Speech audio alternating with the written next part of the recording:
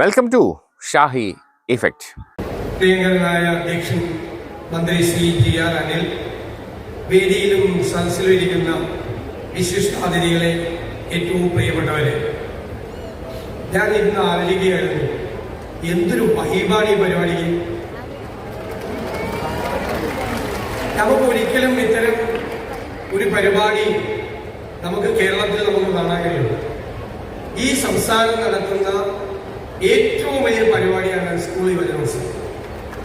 ലോകത്തിന്റെ മുമ്പിൽ നമുക്ക് അഭിമാനത്തോടെ ഒരാൾക്കും ഇതിന് കഴിയില്ല എന്ന് പറഞ്ഞുകൊണ്ട് തലയെടുപ്പോടുകൂടി പറയാൻ കഴിയുന്ന പരിപാടിയാണ് സംസ്ഥാന സ്കൂൾ യുവജനോത്സവം.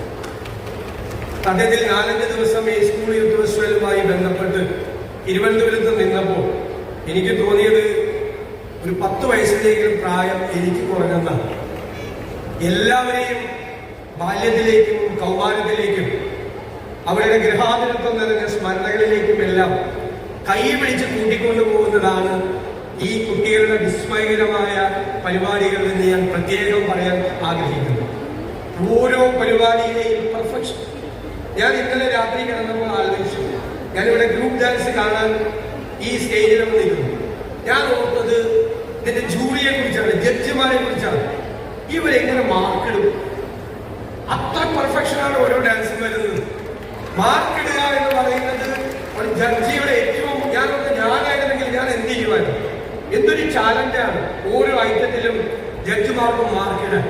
ഇത്രയും മികവാർന്ന, നമുക്ക് വിസ്മയം തരുന്ന ഈ കുട്ടികളെല്ലാം നാടിന്റെ സമ്പത്തുകളാണ് എന്ന് ഞാൻ പ്രത്യേകമായി ഈ അവസരത്തിൽ ഓർക്കുന്നു. ഈ അനന്തപുരിയിൽ, ഈ തലസ്ഥാന നഗരിയിൽ നടന്ന ഈ യുവജനോത്സവം പരാതികളില്ലാതെ ഭംഗിയായി തീർക്കാൻ കഴിഞ്ഞതിന് ഞാൻ ബഹുമാന്യനായ വിദ്യാഭ്യാസ വകുപ്പ് മന്ത്രി ശ്രീ ശിവൻകുട്ടിയെയും വിദ്യാഭ്യാസ വകുപ്പിനെയും അധ്യാപക സംഘടനകളെയും ഇതുമായി ബന്ധപ്പെട്ട് പ്രവർത്തിച്ച മുഴുവൻ പേരെയും പ്രത്യേകമായി അഭിനന്ദിക്കാൻ ആഗ്രഹിക്കുന്നു. ഞാൻ ഇടയ്ക്ക് വിദ്യാഭ്യാസ മന്ത്രി വിളിക്കും. അപ്പൊ എന്നോട് പറഞ്ഞു, എനിക്ക് ഭയങ്കര ടെൻഷനാണെന്ന് പറയും. ഒരു പരിപാടി ഏറ്റവും നന്നായി നടത്തുന്നു എന്നതിന്റെ ഏറ്റവും വലിയ പ്രതീകമാണ് മുഖ്യ സംഘാടകന് ടെൻഷൻ ഉണ്ടാകുന്നത് ഉറങ്ങാൻ പറ്റുന്നില്ല എന്ന്. എല്ലാവരും ചേർന്ന് ഒരുമിച്ച് നിന്ന്, ഒരു രാഷ്ട്രീയവും കലർത്താതെ എല്ലാവരും ഒരുപോലെ നിന്ന് ഇത് ഭംഗിയാക്കാൻ കഴിഞ്ഞത് ഇനിയുള്ള വരാനിരിക്കുന്ന വർഷങ്ങൾ ഇതിനേക്കാൾ ഭംഗിയായി നടക്കും എന്നുള്ള ആത്മവിശ്വാസം നമുക്ക് നൽകിയിരിക്കുന്നു. സമ്മാനിതരായ കുട്ടികളെയും മത്സരങ്ങളിൽ പങ്കെടുത്ത എല്ലാവരെയും, അവർക്ക് പരിശീലനം കൊടുത്ത എല്ലാവരെയും ഞാൻ പ്രത്യേകമായി അഭിനന്ദിക്കുന്നു. എനിക്ക് കുട്ടികളോട് പറയാനുള്ളത്, നല്ല പ്രസംഗത്തിന്റെ ഉത്തമമായ ലക്ഷണം എന്ന് പറയുന്നത് ഔചിത്യബോധമാണ്. ഇപ്പൊ എനിക്കിവിടെ കാണിക്കാൻ പറ്റുന്ന ഔചിത്യബോധം എന്ന് പറയുന്നത് പ്രസംഗം പെട്ടെന്ന് നിർത്തുക എന്നതാണ്. ഞാൻ ആ പ്രസംഗം പെട്ടെന്ന് നിർത്തുന്നു. നിങ്ങളുടെ എല്ലാവരുടെയും അനുവാദത്തോടെ സംസ്ഥാന സ്കൂൾ യുവജനോത്സവത്തിന്റെ സമാപന സമ്മേളനം ഉദ്ഘാടനം ചെയ്യുന്നതായി അറിയിക്കുന്നു. നന്ദി, നമസ്കാരം.